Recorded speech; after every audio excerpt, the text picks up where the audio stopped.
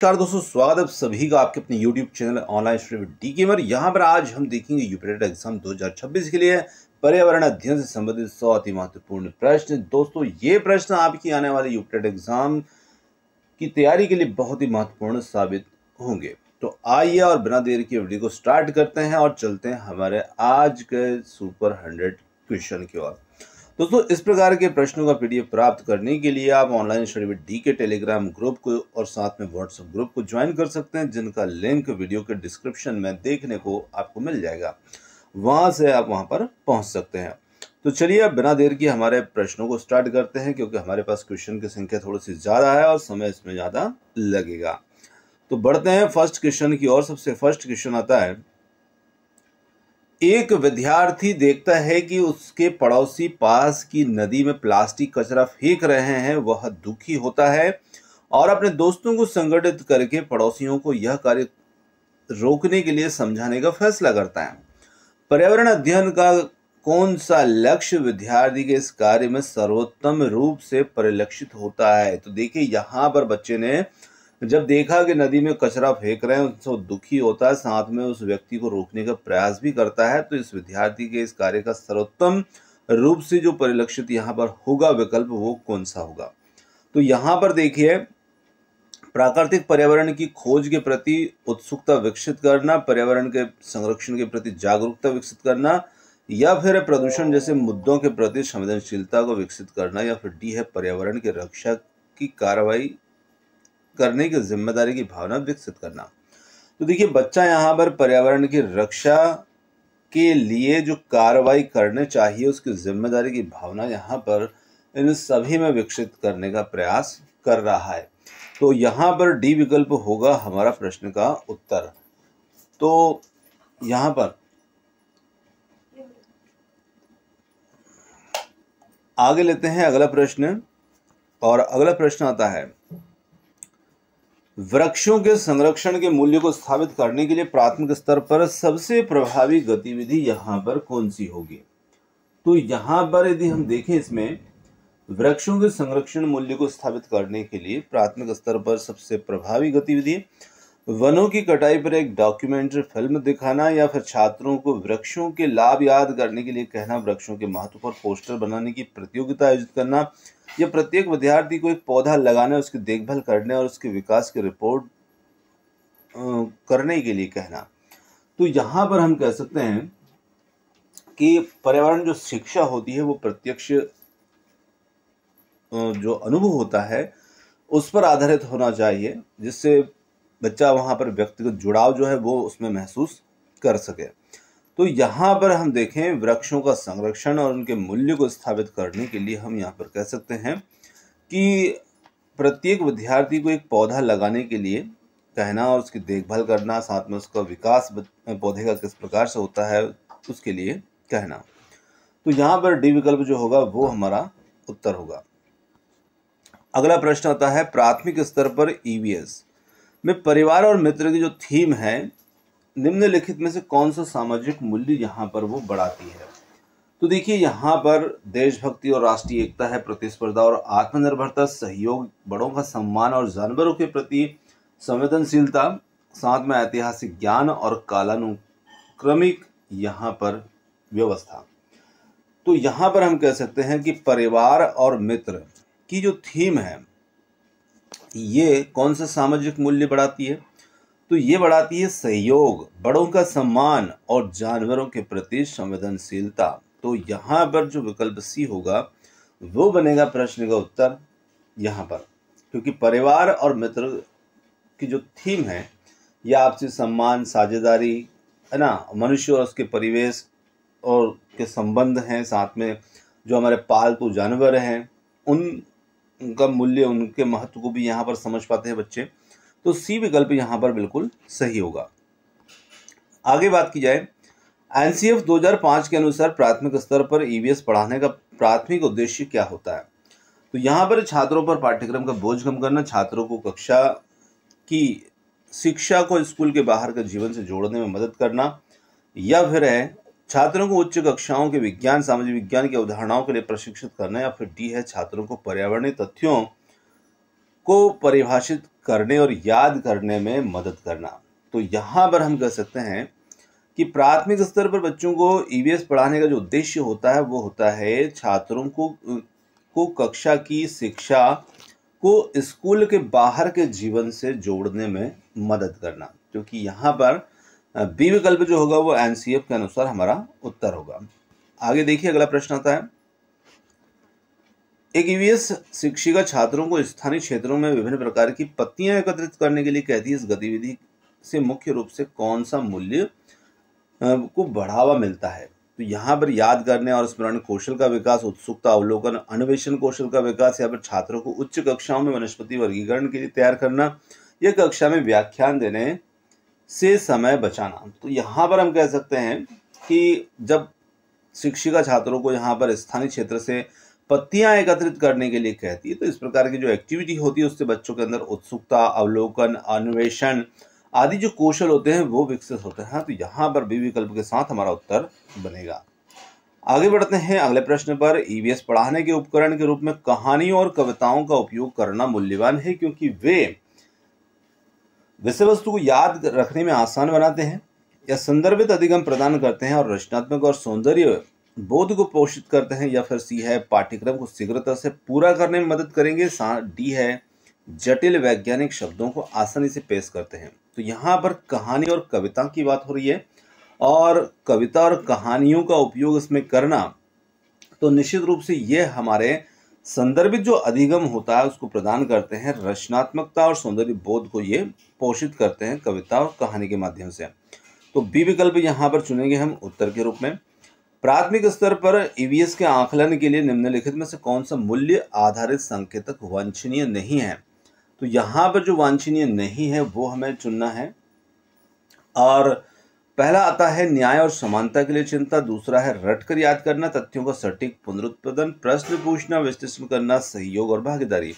तो इसमें से देखिए रटकर याद करना ये यहाँ पर मूल्य आधारित संकेतक वांछनीय नहीं होगा, क्योंकि रटने पर कोई भी विषय वस्तु, कोई भी विषय इस पर नहीं आएगा, इसके महत्व को मतलब नहीं लेंगे। तो निश्चित रूप से रटना जो है वो किसी भी चीज का यहाँ पर हल नहीं होगा। तो ऑप्शन बी हमारा उत्तर होगा। एक शिक्षिका छात्रों से उनके इलाके में पाए जाने वाले विभिन्न प्रकार के घर जैसे कि मिट्टी, पत्थर, बांस, कंक्रीट और उनके अंतर के कारणों को साझा करने के लिए कहती है। अब ये गतिविधि बच्चों में कौन से मूल्य को बढ़ाएगी? तो यहाँ पर देखिए शिक्षिका जो है घरों से संबंधित जो बात है वो यहाँ पर बच्चों के सामने रख रही है, और उस प्रकार की जो एक्टिविटी है वो यहाँ पर शिक्षिका करवा रही है। तो सबसे आधुनिक प्रकार के घर की पहचान करना, तो निश्चित रूप से सिर्फ आधुनिक घर की पहचान करने के लिए शिक्षिका ऐसी एक्टिविटी नहीं करवा रही है। ये समझना कि केवल एक ही प्रकार का घर सुरक्षित या फिर स्थानीय संस्कृति पर्यावरण के आधार पर आवास में विविधता की सराहना विकसित करना, विभिन्न प्रकार के निर्माण सामग्रियों के नाम याद रखना। तो देखिए जो स्थानीय संस्कृति पर्यावरण होता है उसके अनुसार आवास जो होते हैं वो बनाए जाते हैं। तो हर घर अपने वातावरण, अपने आवास, अपने परिवेश के अनुसार होता है। तो यहाँ पर जो सी विकल्प होगा वो हमारा उत्तर होगा। अगला प्रश्न आता है ईवीएस पाठ्यक्रम में सामाजिक विज्ञान और पर्यावरण शिक्षा से अवधारणाओं को एकीकृत करता है। यह अंतर विषयक दृष्टिकोण मुख्य रूप से किस मूल्य की पूर्ति यहाँ पर करता है? तो यहाँ पर देखा जाए तो स्कूल बैग में किताबों की संख्या कम करना, या फिर बी सीखने वालों को पर्यावरण को समग्र एकीकृत तरीके से देखने में सक्षम बनाना, विशिष्ट विषय शिक्षकों की आवश्यकता से बचना, या फिर सीखने को पाठ्य पुस्तक तक सीमित रखना। तो यहाँ पर हम कहेंगे कि जो सीखने वाले को पर्यावरण को समग्र और एकीकृत तरीके से देखने में सक्षम बनाना, ये यहाँ पर रहेगा। आगे देखिए भारत में पर्यावरण संरक्षण अधिनियम जो है ये किस वर्ष लागू हुआ था? तो यहाँ पर बात की जाए भारत में पर्यावरण संरक्षण अधिनियम की 1972, 1980, 1986 या फिर 1992। तो यहाँ पर हमारा सही उत्तर जो होता है वो हो जाता है ऑप्शन सी, 1986 को पर्यावरण संरक्षण अधिनियम जो था ये यहाँ पर लागू हुआ था। चलिए आगे बात की जाए, एक ईवीएस शिक्षिका खाने से पहले हाथ धोने पर चर्चा करती है, या किस मूल्य पर जोर दिया जा रहा है? शिक्षक की आज्ञा का पालन, पानी की आर्थिक उपयोग, व्यक्तिगत स्वच्छता और अपने स्वास्थ्य की जिम्मेदारी, या फिर डी कीटाणुओं का वैज्ञानिक ज्ञान। तो देखिए बच्चे छोटे हैं, इतना वैज्ञानिक ज्ञान तो बच्चों को होगा नहीं, तो यहाँ पर बच्चों को व्यक्तिगत स्वच्छता और अपने स्वास्थ्य की जिम्मेदारी जो है उसके लिए उस मूल्य पर जोर यहाँ पर दिया जा रहा है। विकल्प सी इसमें हमारा उत्तर होगा। आगे देखिए, एक ईवीएस कक्षा की गतिविधि के लिए मिश्रित क्षमता वाले समूह बनाती है, जहां पर यह अभ्यास कक्षा में किस मूल्य का समर्थन करेगा। समूह की प्रतिस्पर्धा, कमजोर छात्रों का अलगाव, सहयोग, सहकर्मी अधिगम और समावेशन, या गतिविधि को तेजी से पूरा करना। तो यहाँ पर हम कह सकते हैं कि ये जो गतिविधि होगी ये यहाँ पर सहयोग, सहकर्मी अधिगम और समावेशन के मूल्य का यहाँ पर समर्थन करेगा। तो सी विकल्प होगा इसमें उत्तर। अगला प्रश्न है, ईवीएस में लैंगिक समानता के मूल्य के प्रति छात्रों को संवेदनशील बनाने में कौन सी गतिविधि सबसे प्रभावी होगी। तो देखिए हम यहाँ पर बात कर रहे हैं जो लैंगिक समानता है उसके मूल्य को विकसित करने के लिए। तो यहाँ पर कौन सी गतिविधि सबसे ज्यादा महत्वपूर्ण बन जाएगी। लड़कियों को खाना पकाने, लड़कों को कक्षा साफ करने के लिए कहना, प्रसिद्ध पुरुष पर्यावरणविदों के बारे में कहानियां पढ़ाना, परिवार में समाज में श्रम के पारंपरिक विभाजन पर चर्चा करना, उसे चुनौती देना, या फिर छात्रों से केवल महिलाओं के द्वारा पारंपरिक रूप से किए जाने वाले कार्यों को सूचीबद्ध करने के लिए कहना। तो यहाँ पर हम कह सकते हैं कि हम जब लैंगिक समानता की बात करेंगे तो परिवार और समाज में श्रम के पारंपरिक विभाजन पर चर्चा करेंगे और उसे चुनौती देना। यहाँ पर सी विकल्प होगा प्रश्न का उत्तर। चलिए आगे है, भोजन विषय पढ़ाते समय एक शिक्षिका छात्रों से अपने क्षेत्र के गरीब लोगों के द्वारा खाए जाने वाले भोजन के बारे में जानकारी एकत्रित करने के लिए कहती है। इस दृष्टिकोण का उद्देश्य किस मूल्य को विकसित करना है। तो यहाँ पर देखिए भोजन जो है ये हमारा थीम है और इसमें विभिन्न प्रकार के भोजन की तुलना करना, सहानुभूति, सामाजिक न्याय और वंचितों के लिए चिंता, या फिर पोषण संबंधी सामग्री की समझ, या फिर है भोजन की आदतों के बारे में प्रतिस्पर्धात्मक भावना विकसित करना। तो यहाँ पर हम कह सकते हैं कि जब छात्रों से शिक्षिका ने कहा कि भोजन के बारे में जानकारी एकत्रित करें, तो इस दृष्टिकोण का जो उद्देश्य बनता है वो बनता है सहानुभूति, सामाजिक न्याय और वंचितों के लिए चिंता। जब बच्चे यहाँ पर देखेंगे कि जो भोजन में असमानताएं हैं तो निश्चित रूप से बच्चों के अंदर सामाजिक सहानुभूति, न्याय, वंचितों के लिए चिंता का कौशल विकसित होगा। आगे देखिए, यदि कोई छात्र प्राकृतिक संसाधनों को नवीकरणीय और गैर नवीकरणीय श्रेणियों में वर्गीकृत करने में असमर्थ है तो यह ईवीएस के सीखने के उद्देश्य की कमी को दर्शाता है। यहाँ पर हम कह सकते हैं कि पर्यावरण की अवधारणा को ज्ञान और समझ प्राप्त करना। देखिए बच्चा यहाँ पर करने में, वर्गीकृत करने में असमर्थ है, तो ये कमी कौन सी दर्शा रहा है। तो कमी इसी बात को दर्शा रहा है जब वो पर्यावरण की जो अवधारणा है उसके संसाधन हैं कौन से गैर नवीकरणीय हैं, कौन से नवीकरणीय हैं, तो बच्चे को अभी इन चीज़ों की समझ पूरी तरह से नहीं है। तो निश्चित रूप से जो पहला ही विकल्प होगा हमारा यही बन जाएगा प्रश्न का उत्तर, पर्यावरण की अवधारणाओं का ज्ञान और समझ प्राप्त करना, इसकी कमी को ये दर्शाता है। चलिए आगे है, एक ईवीएस शिक्षिका शिक्षक छात्रों से कहता है कि वे अपने दादा दादी या बुजुर्गों से पूछें उनके बचपन में पीने का पानी कहाँ से आता था, जैसे कुआं, नदी, तालाब। इस गतिविधि का मुख्य मूल्य क्या है। तो अब यहाँ पर बात पानी के ऊपर है। बच्चों को जल स्रोतों के वैज्ञानिक नामों को याद करना, छात्रों को स्कूल के बाहर व्यस्त रखना, बच्चों को जल संकट के लिए बुजुर्गों को जिम्मेदार ठहराना, या फिर जल संरक्षण के प्रति जागरूकता बढ़ाना और सांस्कृतिक ऐतिहासिक विरासत का सम्मान करना।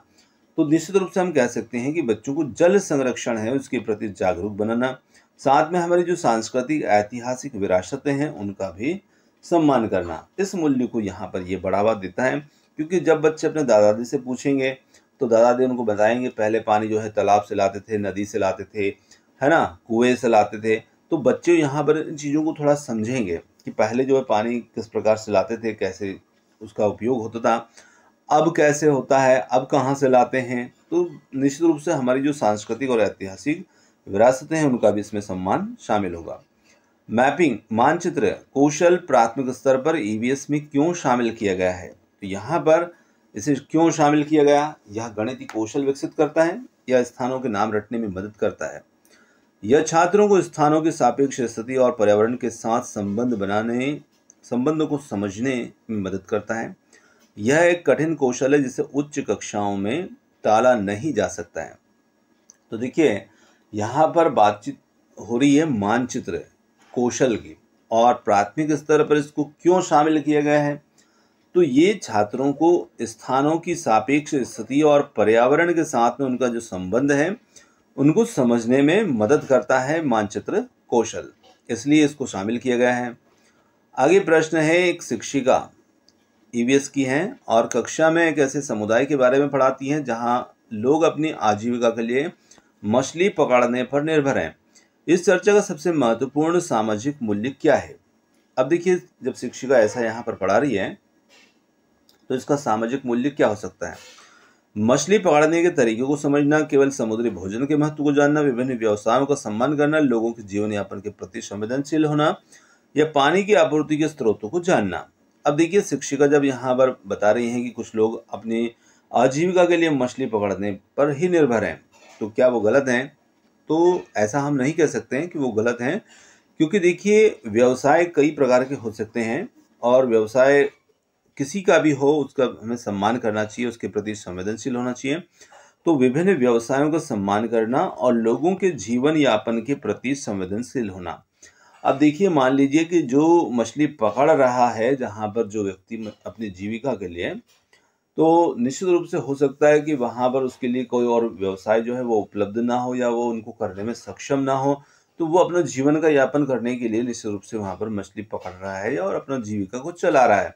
अब मान लीजिए कि ऐसी जगह पर हमारा जन्म होता है, तो क्या हम वो काम नहीं करते हैं?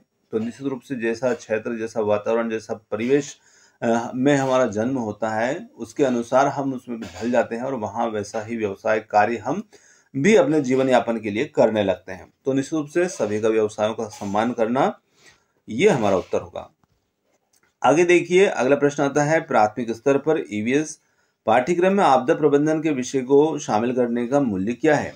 यहाँ पर है, छात्रों को आपदाओं के प्रकार याद कराना, आपातकाल के दौरान समझदारी, धैर्य और सहयोग की भावना को बढ़ावा देना, केवल सरकारी बचाव एजेंसियों की भूमिका समझाना, या फिर हम कह सकते हैं प्राकृतिक आपदाओं का वैज्ञानिक कारण। तो यहाँ पर हम कह सकते हैं कि आपदा प्रबंधन जो विषय इसको शामिल करने का उद्देश्य होता है, आपातकाल के दौरान किस प्रकार हमें समझदारी रखना चाहिए, धैर्य रखना चाहिए और सहयोग की भावना को बढ़ावा देना चाहिए। तो यहाँ पर बी विकल्प होगा बिल्कुल प्रश्न के अनुसार हमारा उत्तर।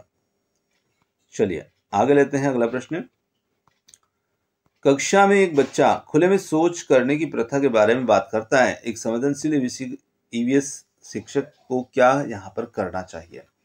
तो बच्चा यहाँ पर इस प्रकार की बातें कर रहा है, खुले में सोच करने की जो प्रथा है उसके बारे में बात करता है। तो उसे तुरंत रोकना, ऐसे गंदी बात घोषित करना, बच्चे को उस प्रथा के लिए शर्मिंदा करना या उस प्रथा के पर्यावरण और स्वास्थ्य परिणामों पर चर्चा करना, साथ ही सामाजिक आर्थिक मजबूरी के प्रति संवेदनशीलता भी दिखाना, माता पिता को इस विषय पर बात न करने की चेतावनी देना। तो सी विकल्प जो है वो बिल्कुल सही होगा और इसके अनुसार हमारा उत्तर बन जाएगा विकल्प सी। आगे बात करते हैं अगले प्रश्न पर। निम्नलिखित में से कौन सा कथन पर्यावरण शिक्षा के महत्व को सर्वोत्तम रूप से समर्थन यहाँ पर करता है? यह केवल वैज्ञानिक ज्ञान प्रदान करता है, टिकाऊ जीवन प्राप्त करने के लिए है, पहला व्यक्तिगत पहल और सामाजिक भागीदारी की आवश्यकता को बढ़ावा देती है, या स्कूल में पाठ्यक्रम का भार बढ़ाती है, या केवल वन्य जीव संरक्षण पर ध्यान केंद्रित करती है। तो यहाँ पर हम बात कर रहे हैं पर्यावरण शिक्षा के महत्व को जो सर्वोत्तम रूप से समर्थन करे उस विकल्प के। अब वो विकल्प यहाँ पर हमारा जो होगा वो होगा, यह टिकाऊ जीवन प्राप्त करने के लिए व्यक्तिगत पहल और सामाजिक भागीदारी की आवश्यकताओं को बढ़ावा देती है। आगे देखिए, आपके छात्र स्कूल परिसर में कागज के छोटे छोटे टुकड़े फेंक रहे हैं। इस स्थिति को सुधारने के लिए सबसे मूल्य आधारित तरीका क्या होगा? छात्र को दंडित करना, डस्टबिन के उपयोग के बारे में एक सख्त नियम बनाना, छात्रों के साथ एक स्वच्छता अभियान शुरू करना, जिन्हें स्वच्छता की जिम्मेदारी सौंपना और कूड़े को पुनर्चक्रित करने के तरीके बताना, या फिर हम प्रधानाचार्य से शिकायत यहाँ पर कर सकते हैं। तो यहाँ पर हम कहेंगे कि छात्रों के साथ हम स्वच्छता अभियान शुरू करना चाहेंगे और उन्हें स्वच्छता की जिम्मेदारी सौंपेंगे, कूड़े को पुनर्चक्रित करने के तरीके भी बताएंगे। सी विकल्प होगा उत्तर। अगला प्रश्न आता है ईवीएस में प्रश्नोत्तर तकनीक। का उपयोग मुख्य रूप से किस मूल्य को विकसित करने के लिए किया जाता है? तो यहाँ पर प्रश्नोत्तर तकनीक के ऊपर बात करेंगे। तो प्रश्नोत्तर जो तकनीक होती है, शिक्षक की आज्ञाकारिता, प्रश्नों के सही उत्तर खोजने की क्षमता, आलोचनात्मक चिंतन, जिज्ञासा और पर्यावरण के बारे में चिंता व्यक्त करने की क्षमता, या छात्रों को शांत रखना। तो यहाँ पर हम कह सकते हैं कि आलोचनात्मक चिंतन, जिज्ञासा और पर्यावरण के बारे में चिंता व्यक्त करने की क्षमता, इसके लिए प्रश्नोत्तर तकनीक जो होती है उसका उपयोग किया जाता है। आगे बात कर रहे हैं अगले प्रश्न पर। ईवीएस शिक्षक को प्राथमिक स्तर पर लिंग भेदभाव को मुद्दों को पर क्यों ध्यान देना चाहिए? तो एक ईवीएस शिक्षक को प्राथमिक स्तर पर जो लिंग भेदभाव के मुद्दे हैं उन पर ध्यान देना क्यों जरूरी होता है? यह पाठ्यक्रम का हिस्सा इसलिए इसे पढ़ाना आवश्यक है। छात्रों को समानता, समावेशन और रूढ़िवादिता को चुनौती देने के लिए मूल्य सिखाएगा। यह केवल लड़कियों को सशक्त बनाने के लिए आवश्यक है या बच्चों को केवल घरेलू कार्यों के बारे में ही सिखाता है? तो देखिए, यहाँ पर हम प्राथमिक स्तर पर बात कर रहे हैं और इसमें जो लिंग भेदभाव है उसके मुद्दों पर ध्यान देना इसलिए जरूरी है क्योंकि ये छात्रों को समानता, समावेशन और रूढ़िवादियों को चुनौती देने के मूल्य को सिखाएगा। आगे बात की जाए पशुओं के प्रति क्रूरता के बारे में पढ़ने के बाद एक बच्चा अपने पालतू जानवर के साथ पहले से अधिक कोमलता से पेश आता है, यह किस मूल्य को दर्शाता है? पशु का वर्गीकरण का ज्ञान, करुणा, सहानुभूति और जीवों के प्रति सम्मान, जैविक प्रक्रिया की समझ, सामाजिक नियमों का पालन। तो बच्चा अब यहाँ पर दयालु बन चुका है तो निश्चित रूप से उसके अंदर करुणा, सहानुभूति और सभी जीवों के प्रति सम्मान जो है वो विकसित हो गया है। तो बी विकल्प हो जाएगा प्रश्न का उत्तर।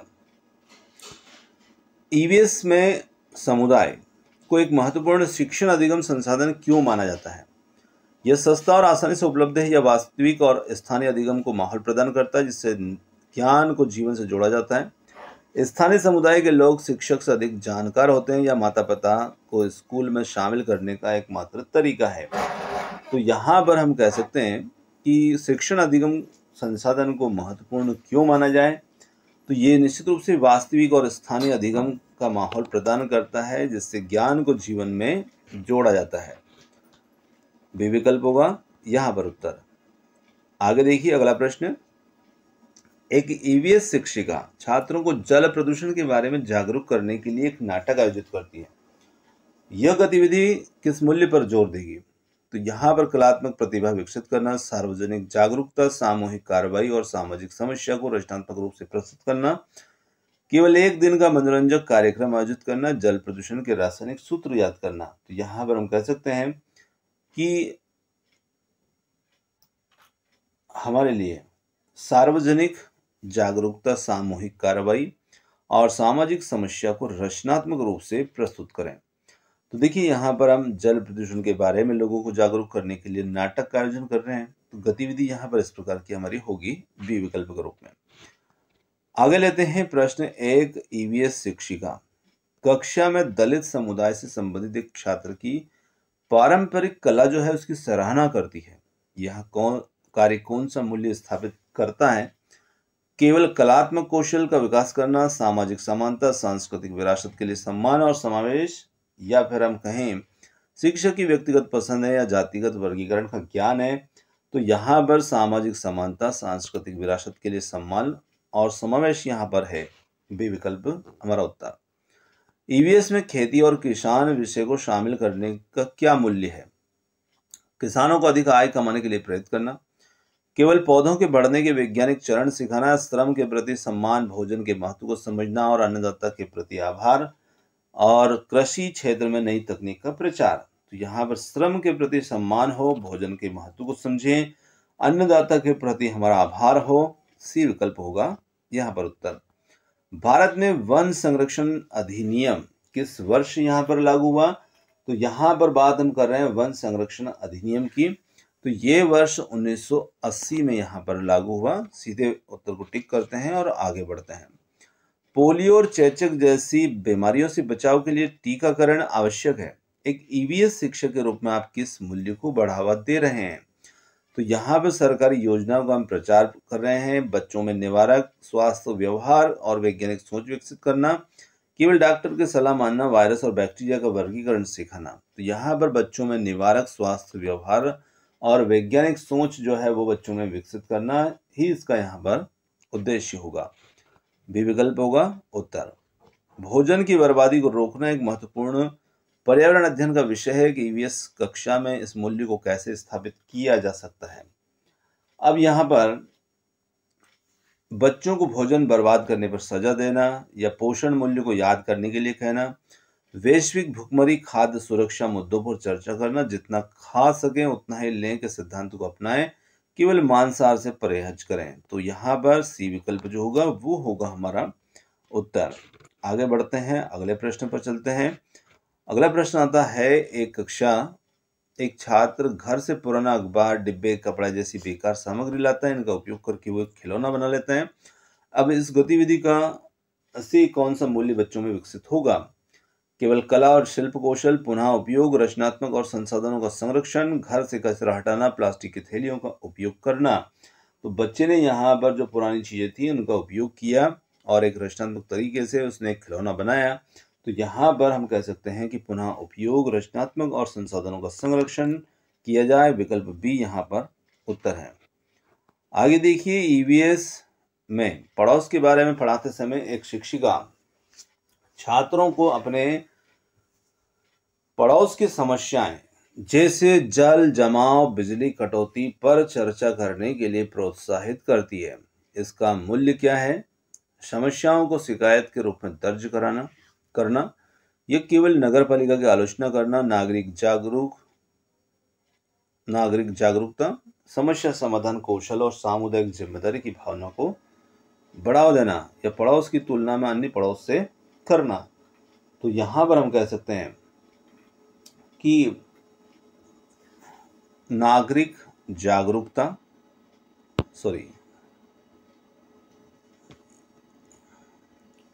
जागरूकता, समस्या समाधान कौशल और सामुदायिक जिम्मेदारी की भावनाओं को बढ़ावा देना। सी विकल्प यहाँ पर हमारा उत्तर होगा। चलिए आगे बढ़ते हैं और अगला प्रश्न लेते हैं। एक ईवीएस कक्षा में एक छात्र कहता है केवल उसकी जाति के लोग ही एक विशेष पारंपरिक शिल्प में अच्छे हैं।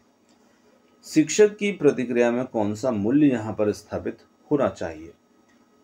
अब यहाँ पर छात्र को चुप करा देना, उसकी जाति के बारे में पूछना, जातिगत रूढ़िवादिता को चुनौती देना, सभी संस्कृतियों और समुदायों के कलात्मक प्रतिभा के लिए सम्मान दिखाना, या उस शिल्प के इतिहास के बारे में विस्तृत व्याख्या देना। देखिए, जातिगत जो रूढ़िवादिता है उसको चुनौती देना, सभी संस्कृतियों और समुदायों की कलात्मक प्रतिभा के लिए सम्मान दिखाना। सी विकल्प होगा यहाँ पर उत्तर।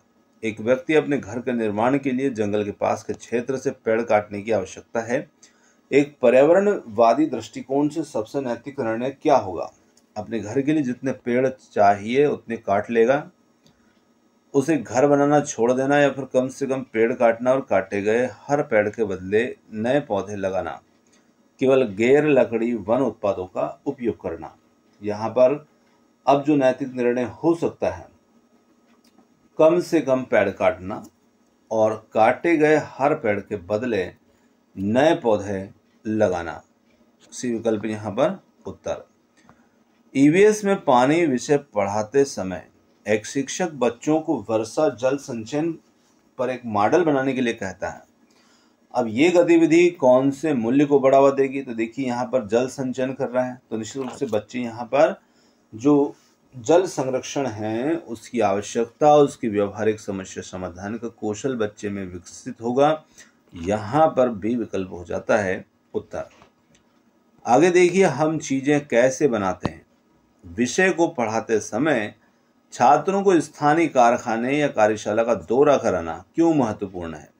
तो हम चीजें कैसे बनाते हैं, यह केवल मजेदार है या फिर ये श्रम की गरिमा, उत्पादन प्रक्रिया की समझ और काम करने वाले लोगों के प्रति सम्मान का मूल्य बच्चों में विकसित होता है? बिल्कुल बी विकल्प होगा यहाँ पर हमारा उत्तर।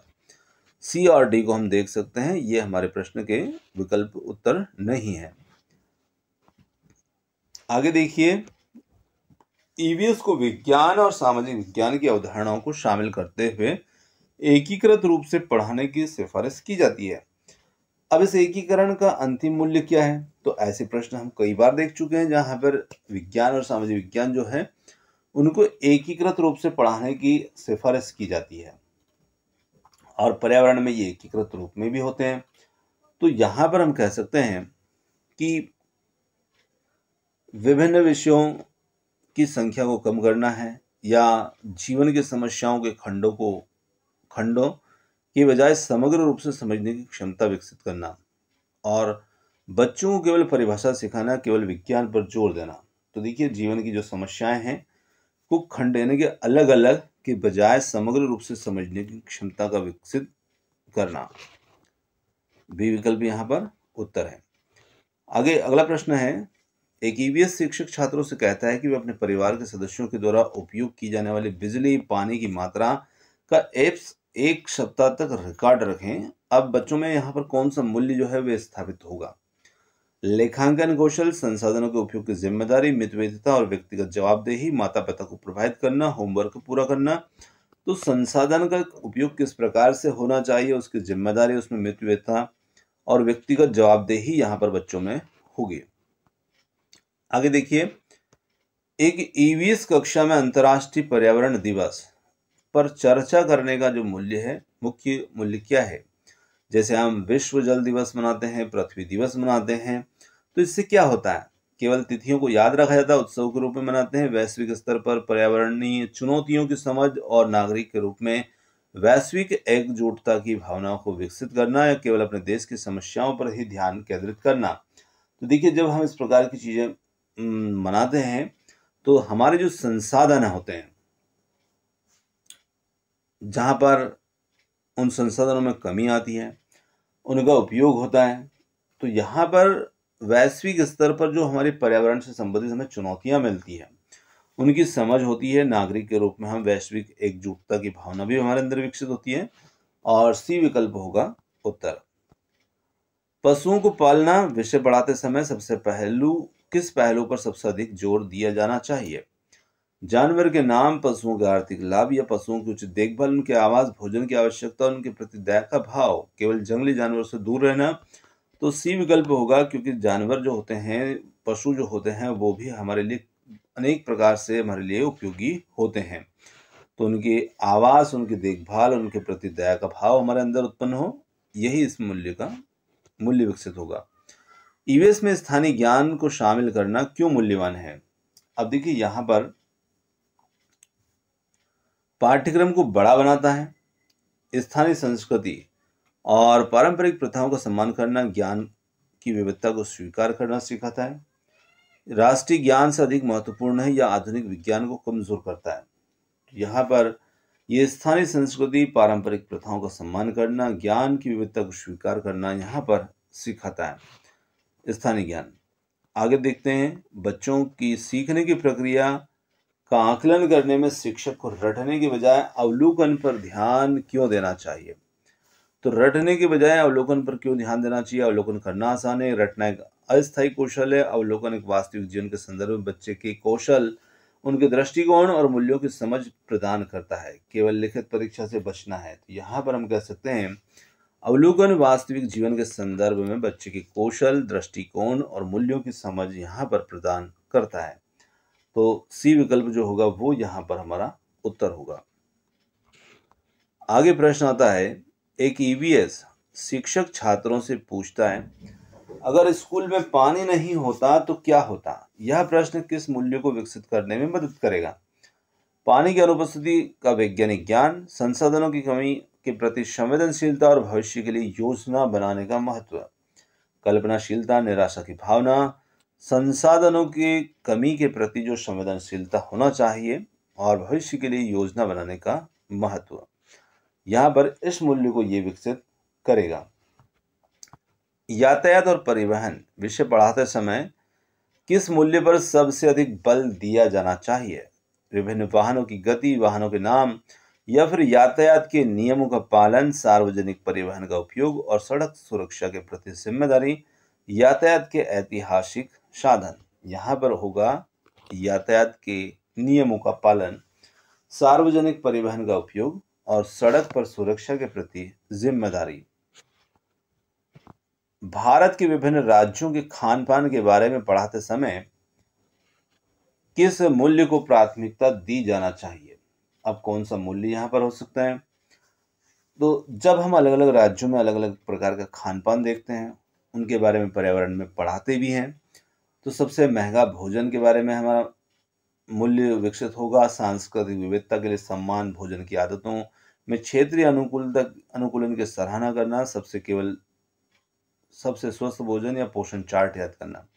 तो अलग अलग जगह, अलग अलग क्षेत्रों के हिसाब से भोजन में सांस्कृतिक विविधता हो सकती है, और उन सभी के लिए सम्मान, भोजन की आदतों में अनुकूलन की सराहना करना।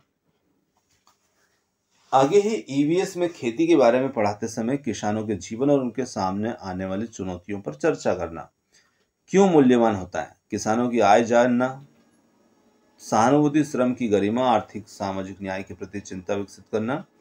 बी विकल्प यहाँ पर बिल्कुल सही है। जहाँ पर श्रम की गरिमा को महत्व दिया जा रहा है, तो बी विकल्प ही यहाँ पर सीधा सीधा हमारा उत्तर इसमें बन जाता है।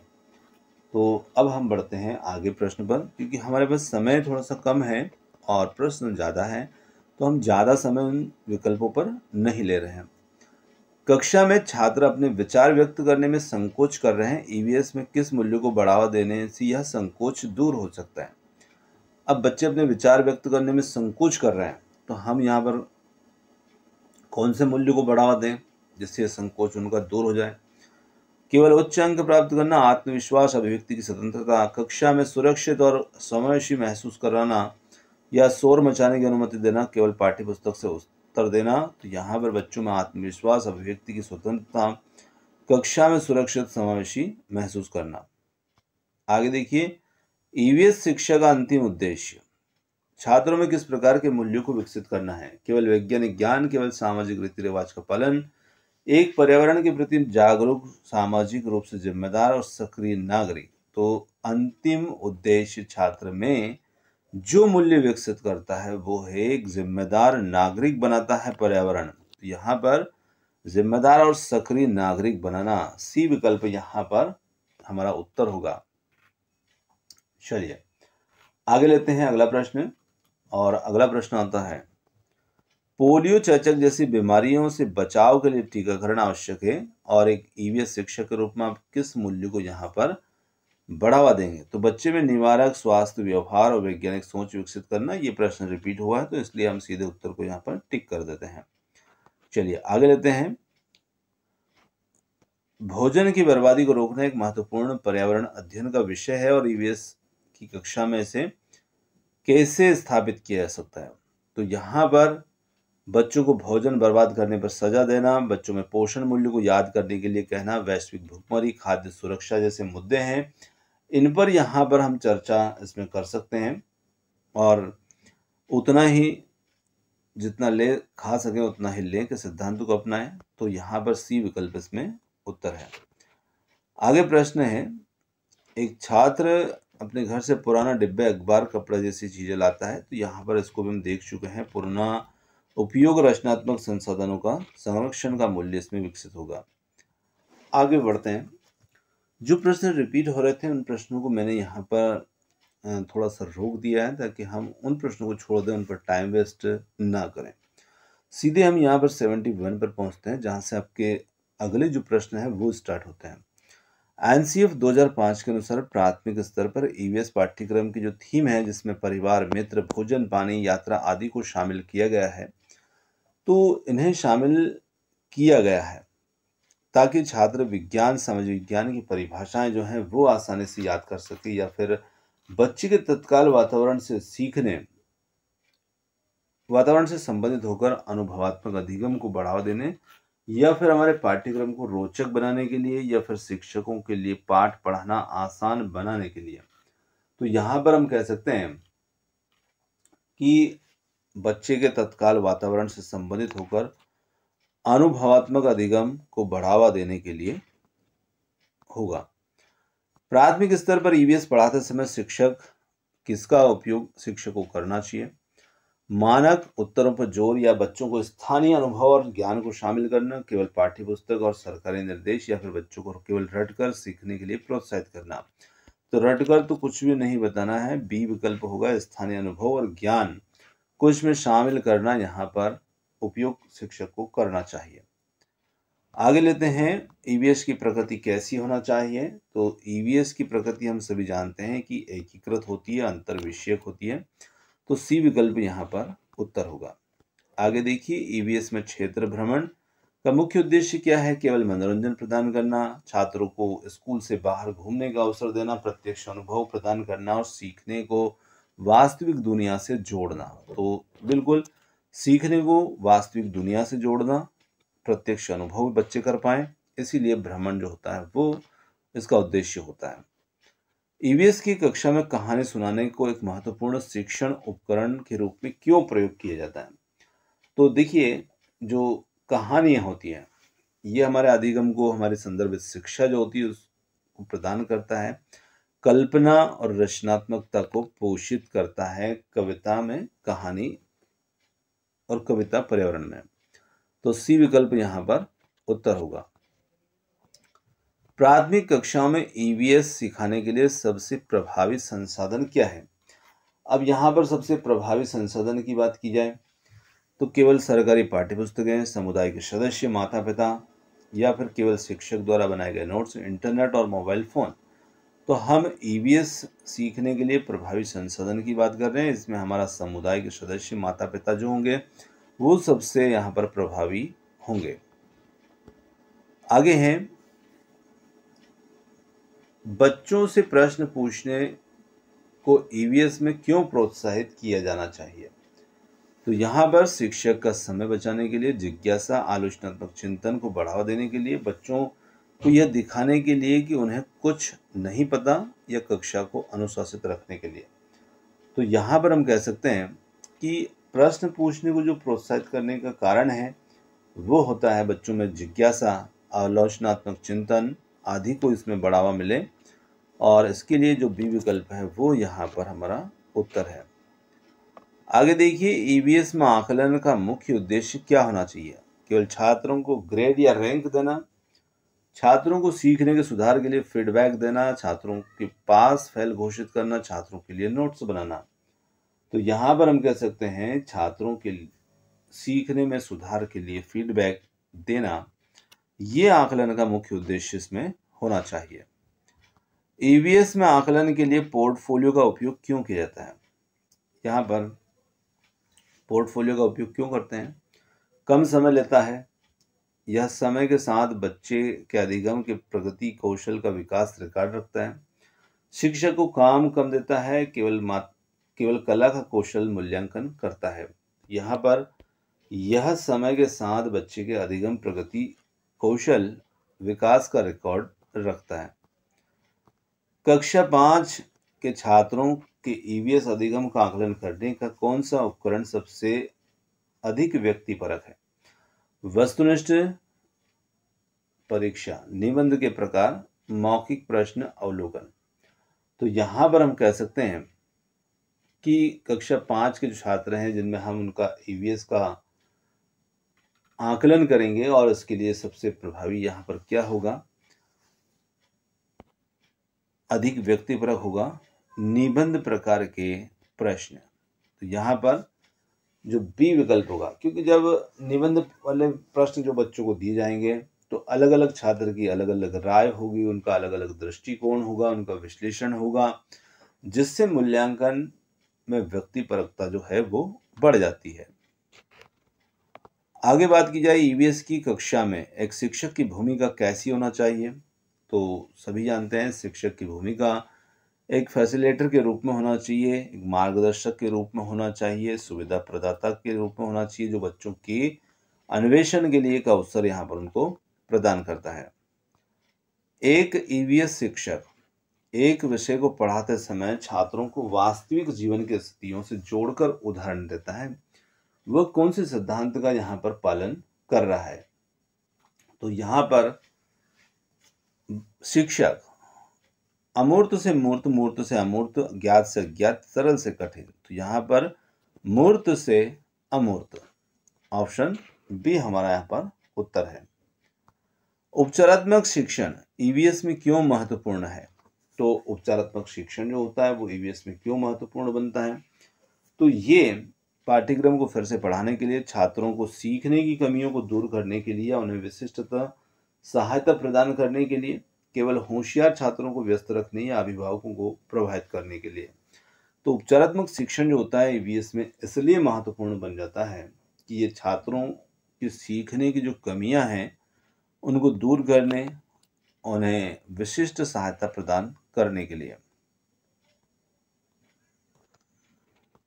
अगला प्रश्न है, प्राथमिक स्तर पर ईवीएस में कला और शिल्प को शामिल करना क्यों महत्वपूर्ण है? यह अलग विषय के रूप में पढ़ा जाना चाहिए। यह एक सृजनात्मक अभिव्यक्ति और अनुभवात्मक अधिगम को प्रोत्साहित करेगा, उच्च कक्षाओं के लिए आवश्यक होगा या छात्रों को शांत रखता है। तो यहाँ पर हम कह सकते हैं कि ये एक सृजनात्मक जो अभिव्यक्ति और अनुभवात्मक अधिगम है उसे ये प्रोत्साहित करेगा। विकल्प बी यहाँ पर उत्तर होगा। एक ईवीएस शिक्षक कक्षा में विभिन्न पृष्ठभूमि के छात्रों को समायोजित करने के लिए क्या करेगा? सभी छात्रों को एक ही विधि से पढ़ाएगा, सांस्कृतिक विविधता का सम्मान करेगा और सभी को स्थानीय कहानियों के अनुभवों को शामिल करेगा, केवल राष्ट्रीय भाषा में पढ़ाएगा या गरीब छात्र पर अधिक ध्यान देगा। तो हम यहाँ पर विभिन्न पृष्ठभूमि के जो छात्र हैं उनको समायोजित करने के लिए बात कर रहे हैं। तो यहाँ पर समायोजित तभी होंगे जब हम सांस्कृतिक जो विविधता है उनका सम्मान करेंगे, सभी की स्थानीय कहानियों अनुभवों को शामिल करेंगे। प्राथमिक स्तर पर ईवीएस की पाठ्य पुस्तकों में वैज्ञानिक परिभाषाओं और तकनीकी शब्दों को क्यों शामिल नहीं किया जाना चाहिए? क्योंकि बच्चे उन्हें याद नहीं कर सकते, यह बच्चों के लिए बोझिल हो जाता है, उन्हें विषय को रटने के लिए प्रेरित करता है, ना कि समझने के लिए। तो बिल्कुल सही बात है, जब हम तकनीकी शब्दों को शामिल करेंगे तो ये बच्चों के लिए बोझिल हो जाता है और उनको रटने के लिए प्रेरित करता है, इसलिए इसे शामिल नहीं करना चाहिए तकनीकी शब्दावली को। ईवीएस में चर्चा विधि का उपयोग किस कौशल को विकसित करता है? केवल लिखना, सुनना, बोलना, सहयोग करना और दूसरों के दृष्टिकोण को समझना। बिल्कुल सही बात है, जब हम चर्चा करेंगे तो हम सुनेंगे भी सही, बोलेंगे भी सही, सहयोग भी करेंगे, दूसरों के दृष्टिकोण को भी समझेंगे और बी विकल्प को चुनेंगे। पानी विषय पढ़ाते समय ईवीएस शिक्षक विभिन्न पानी स्रोतों से पानी की बचत के पोस्टर को एकत्र करके कक्षा में प्रदर्शित करता है। वह किस शिक्षण विधि का उपयोग यहाँ पर कर रहा है? व्याख्यान, कहानी, प्रदर्शन, प्रदर्शनी या पाठ्य पुस्तक विधि? तो देखिए, पोस्टरों को एकत्र करके कक्षा में जब प्रदर्शित कर रहे हैं शिक्षक, तो वो यहाँ पर एक प्रदर्शन विधि या प्रदर्शनी विधि का उपयोग इसमें कर रहे हैं। चलिए आगे देखिए, ईवीएस में अधिगम को व्यवस्थित करने का सबसे प्रभावी तरीका क्या है? तो सबसे व्यवस्थित करने का सबसे प्रभावी तरीका यही हो सकता है कि बच्चों को उनके दैनिक जीवन अनुभवों पर नोट्स बनाने के लिए प्रोत्साहित करना ही यहाँ पर प्रभावी होगा। आगे बढ़ते हैं, निम्नलिखित में से कौन सा ईवीएस शिक्षण का सिद्धांत नहीं है? ज्ञात से अज्ञात की ओर बढ़ना, अमूर्त से मूर्त की ओर, सरल से जटिल की ओर या अनुभव से अधिगम की ओर? तो यहां पर हम कह सकते हैं अमूर्त से मूर्त की ओर बढ़ना, ये इसके सिद्धांतों में शामिल नहीं होगा। बी विकल्प उत्तर। निम्नलिखित में से कौन सा पौधा कीटों को फंसाकर खा जाता है? यहाँ पर अमरबिल, कैक्टस, निफेंथिस या मनी प्लांट? तो देखिए, घटपर्णी निफेंथिस जो होता है ये कीड़ों को फंसा करके खा जाता है। और खाता क्यों है? क्योंकि ये नाइट्रोजन की पूर्ति करता है इन कीड़ों से माध्यम से। शांत घाटी राष्ट्रीय उद्यान जो है ये कहाँ पर स्थित है? कर्नाटक, तमिलनाडु, केरल या आंध्र प्रदेश?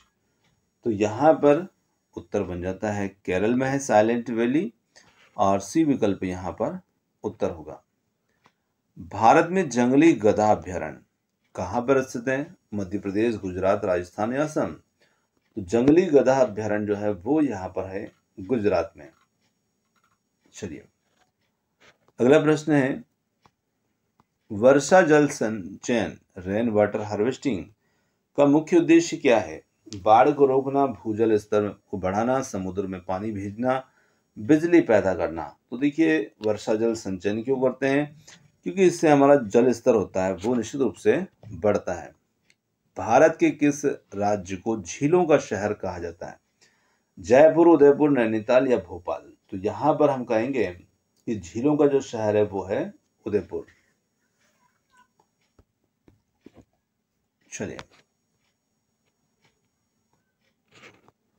आगे है, ओजोन परत मुख्य रूप से किस परत में पाई जाती है? क्षोभ मंडल, समताप मंडल, मध्य मंडल या बाह्य मंडल? तो ये पाई जाती है समताप मंडल में। आगे प्रश्न है, वायु प्रदूषण का मुख्य कारण ताजमहल के पीले पड़ने से जुड़ा हुआ है?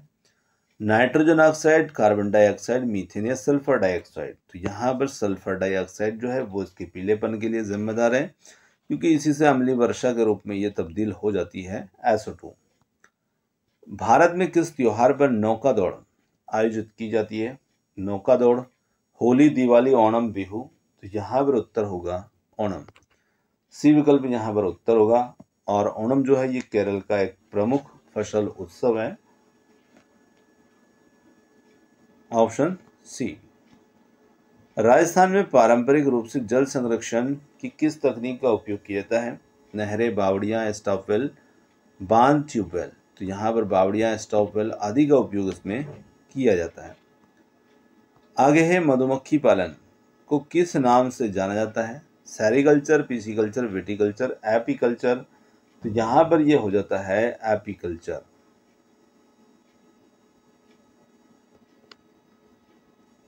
ऑप्शन डी यहाँ पर उत्तर होगा।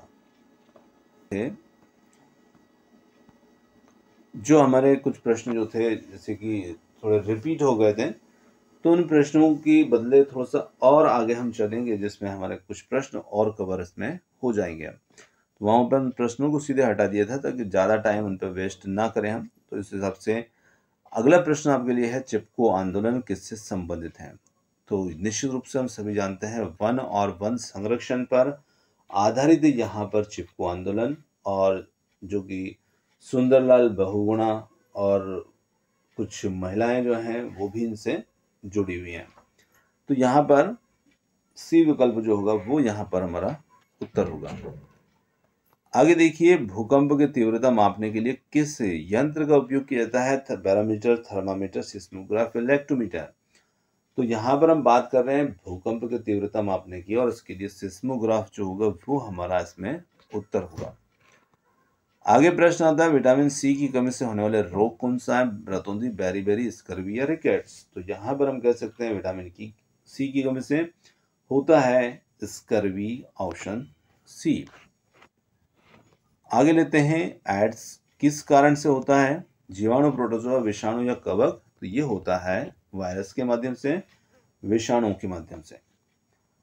आगे प्रश्न है, पोलियो किस माध्यम से फैलता है? मच्छरों के काटने, दूषित भोजन और पानी, वायु प्रदूषण या पालतू जानवर? यहाँ पर हम कहेंगे कि ये दूषित भोजन और पानी आदि के माध्यम से फैलता है। ऑप्शन बी यहाँ पर उत्तर होगा। चलिए